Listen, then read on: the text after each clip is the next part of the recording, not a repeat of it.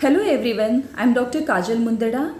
Today we are going to discuss a short lyrical poem written by George Byron. George Byron was popularly known as Lord Byron.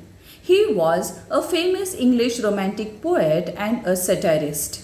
The title of the poem is She Walks in Beauty. Now the title itself indicates that the poet talks here about a woman who is exceptionally beautiful. The poem talks about an unnamed woman who is very much appealing. She is known as exceptionally beautiful, or she appears to be exceptionally beautiful to the poet, not only because of her external features or external appearance, but because of the inner beauty of her thoughts and behavior. Now, though this poem is considered to be a love poem, Byron nowhere declares his love for the unnamed lady. The title of the poem is She Walks in Beauty. Now, obviously, every person has his or her own concept of what beauty is or who is a beautiful person. It is rightly said that beauty lies in the eyes of the beholder. Now let's try to understand what is Byron's concept of beauty. As we know, the title of the poem is She Walks in Beauty.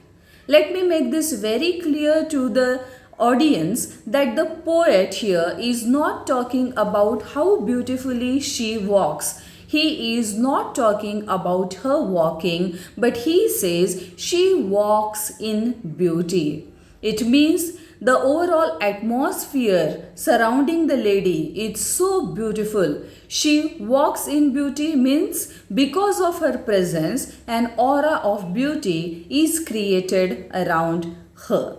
Let's now try to understand this poem. The present poem is a simple lyrical poem of 18 lines only. These 18 lines are divided into 3 stanzas of 6 lines each. In other words, the poem has 3 sestates. Sestate is a stanza made up of 6 lines, and in this the poet talks about his idea of perfect idealized beauty.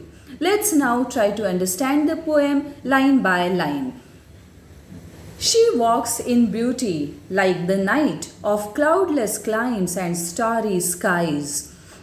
So we find that the poem opens with the same words that form the title. She walks in beauty. And these 4 words, all of a sudden, they quickly create an atmosphere of admiration and mystery. We also feel anxious to know more about the person the poet is describing here. Now he talks about a woman and he says she walks in beauty and like the night of cloudless climes and starry skies. The poet compares the woman with the night that is cloudless clime. Clime here actually means climate. So what sort of climate is there? During the night when there are no clouds. Cloudless night when there are so many stars in the sky is starry. The night is so beautiful. So there is comparison established between the woman, the way she moves or she walks in beauty, just like a night that moves in the cloudless starry sky atmosphere. So the comparison in the very first line is established. The woman is compared with the night with cloudless sky and the starry sky. So we find here the poet makes the comparison by using the word like. So it is an instance of simile. Simile is the figure of speech in which comparison is made between 2 things having one thing in common. And here the poet compares the woman with the beautiful night sky or beautiful night when there are so many stars in the sky. The second line is of cloudless climes and starry skies. Now in this line we find that there is fine instance of alliteration. In alliteration there is repetition of the consonant sounds in order to create the rhythmic pattern or the rhythm. So here we find that the sounds like k and s, they are constantly used in this line in order to create the rhythm. So the second line is an instance of alliteration. And all that's best of dark and bright. Now here the poet creates imagery of light and darkness to bring out the beauty of the lady.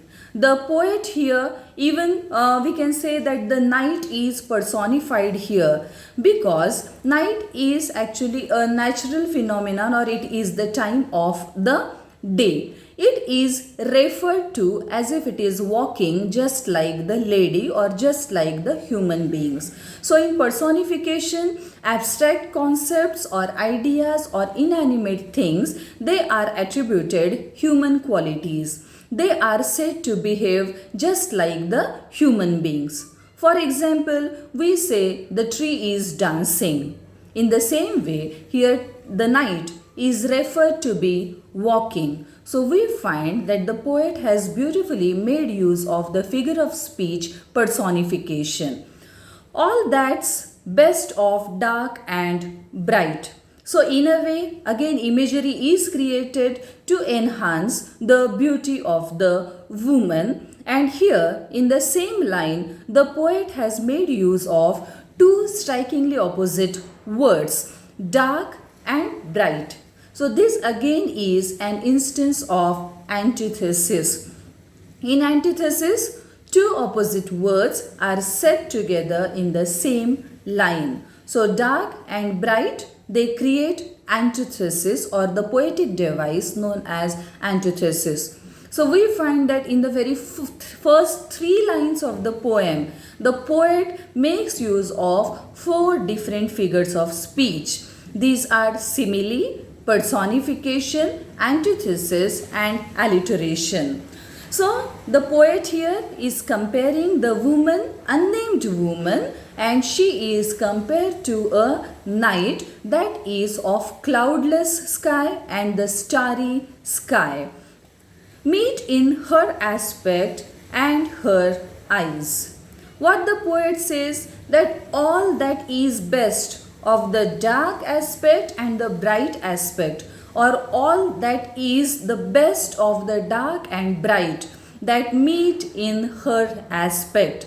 Aspect is actually features. So in her features there is combination of bright also and dark also. And specifically he talks about her eyes, that her eyes, in her eyes there is the mixture of dark and bright, and that's why her eyes are so captivatingly beautiful. Thus mellowed to that tender light which heaven to gaudy day denies. Thus mellowed. Mellow means actually to make smooth and soft. This beautiful light is so beautifully smoothened and it is softened in the form of the tender night, and that's why it is even more beautiful than a gaudy day or a bright day. So the beautiful tender light of the night is compared to the gaudy daylight, and it is given the preference. It is said to be more beautiful. And that's why the poet says that thus mellowed to that tender light.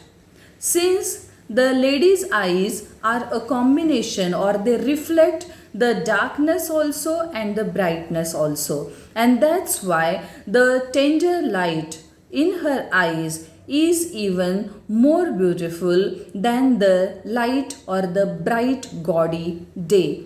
The heaven to which heaven to gaudy day denies. The tender light that is denied by the heaven to the gaudy day is seen in the eyes of this beautiful woman, and that's why she is exceptionally striking.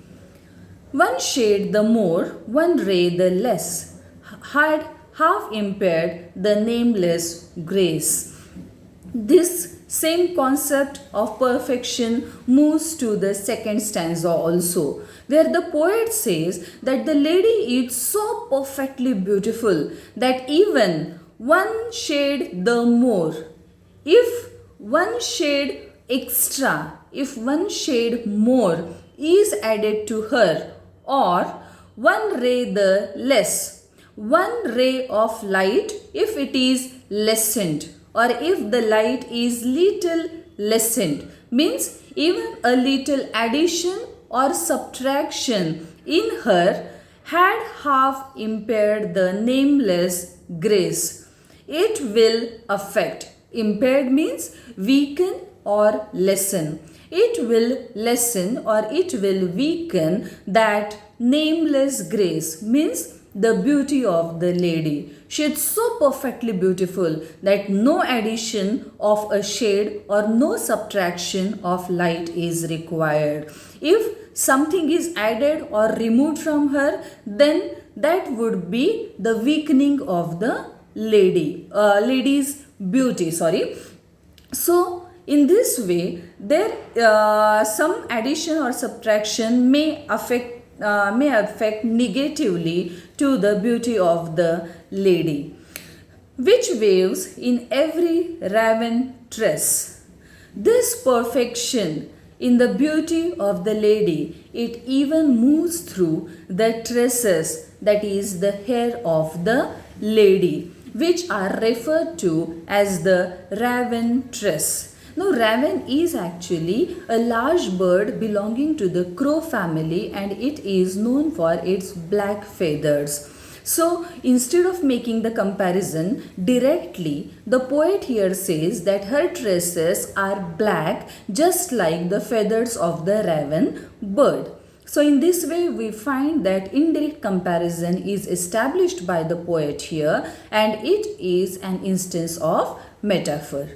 Instead of saying directly that her hair is as black as the raven bird's feathers, the poet here directly refers to her tresses as raven tress. And what the poet says, that the grace in her personality, the grace in her beauty, it waves in every raven tress, means it moves even in her hair, and these hair softly are left or they are hanging on her face, or softly lightens over her face.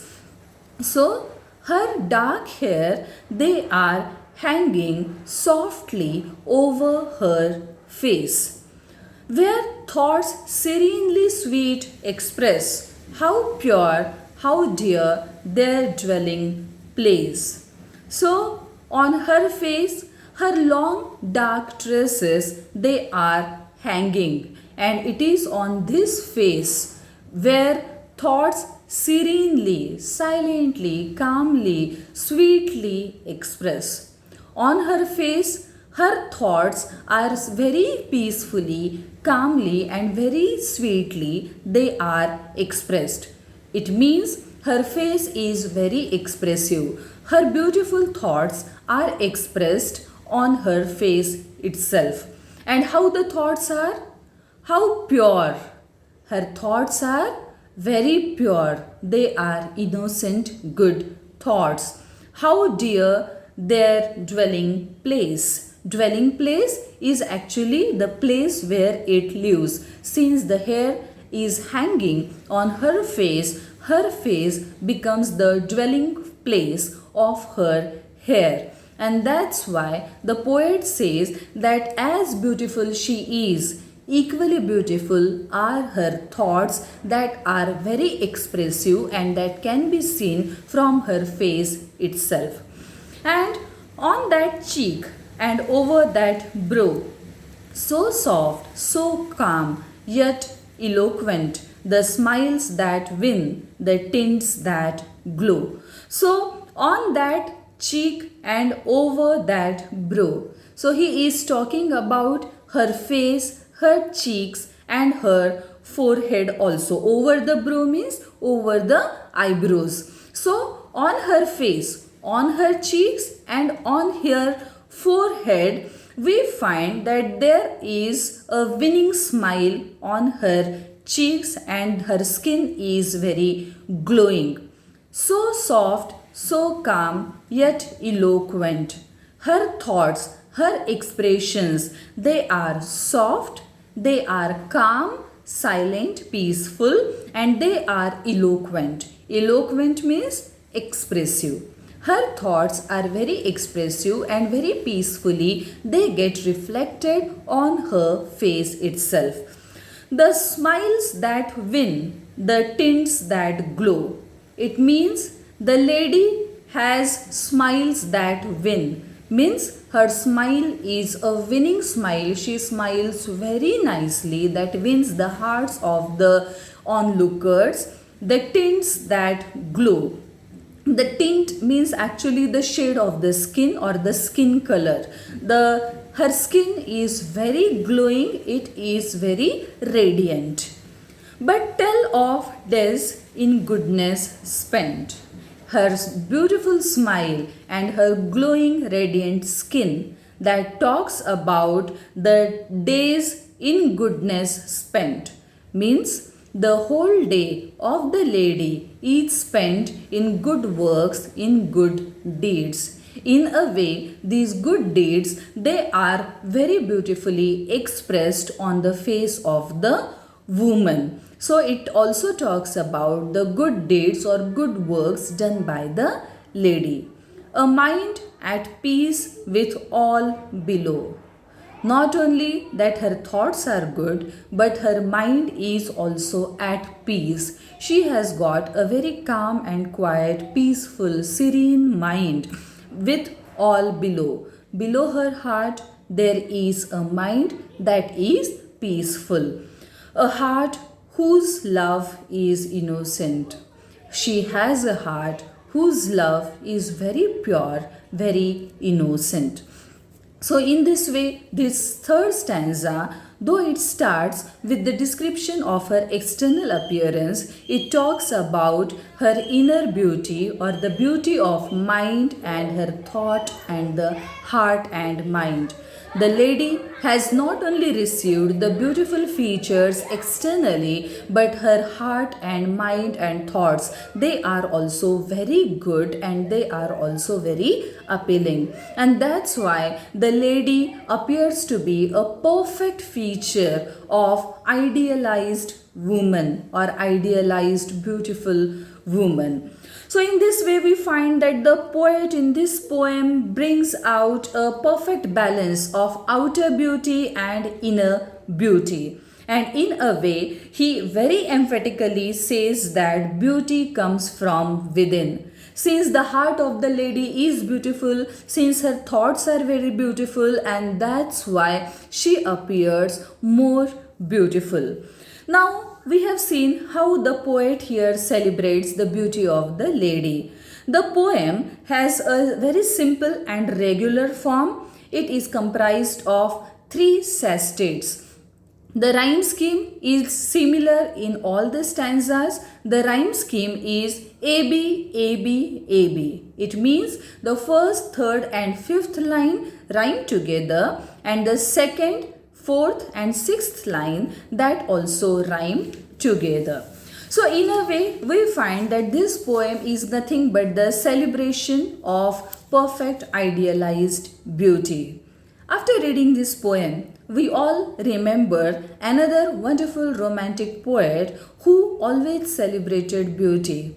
Obviously, John Keats. John Keats's lines like beauty is truth, truth, beauty, or a thing of beauty is joy forever. We definitely remember these lines when we read this poem. And one statement that was made by John Keats that is very reflective on about this poem. Keats once had said, "With a great poet, the sense of beauty overcomes every other consideration." And this statement proves very true in case of Lord Byron and his poem the she walks in beauty. So we find that the structure of this poem is of short, simple lyric poem. The poet here has employed different figures of speech like simile is there, antithesis is there, alliteration, personification and metaphor. That's all about this poem. I hope you followed this poem, you understood me. Thank you.